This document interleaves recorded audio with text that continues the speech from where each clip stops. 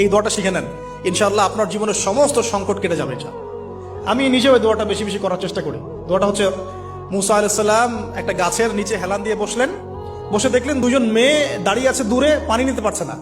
লোকজন পানি নিয়ে যাচ্ছে, ওরা দাঁড়িয়ে আছে বেচারি। মুসা আলাইহিস সালাম গিয়ে বললেন, কি সমস্যা আপনাদের? তারা বললেন যে আমাদের বাবা অনেক বৃদ্ধ মানুষ, আমরা পানি নিতে পারি না যতক্ষণ না আমাদের কম পানি নিয়ে চলে যায়। মুসা আলাইহিস সালাম একটু বললাম না, ফিজিক্যালি খুব স্ট্রং ছিলেন, থাকে না বডি বিল্ডার, সামনে গিয়ে কথা বলে সরো পানি নিতে দাও, তখন মানুষ একটু মূল্যায়ন করে না। তো মুসা আলাইহিস সালাম এভাবে পানি নিয়ে দিলেন এবং বাছুরদেরকে পানি পান করালেন, করিয়ে গাছের নিচে এসে বসে আছেন। বসে বসে তিনি দোয়া করছেন, এই যে দোয়াটা তিনি দোয়া করছেন, রব্বি, একটা নেক কাজ করলেন, নেক কাজ করলেন না, মানুষের উপকার করলেন, নেক কাজ করে এসে গাছের নিচে বসে দোয়া করছেন, আল্লাহ এখানে তো আমার খাবার পানি বাসস্থান কিছুই নাই, আমি কি করব? রব্বি ইন্নী লিমা আনজালতা ইলাইয়া মিন খায়রিন ফাকির, রব্বি ইন্নী লিমা আনজালতা ইলাইয়া মিন খায়রিন ফাকির।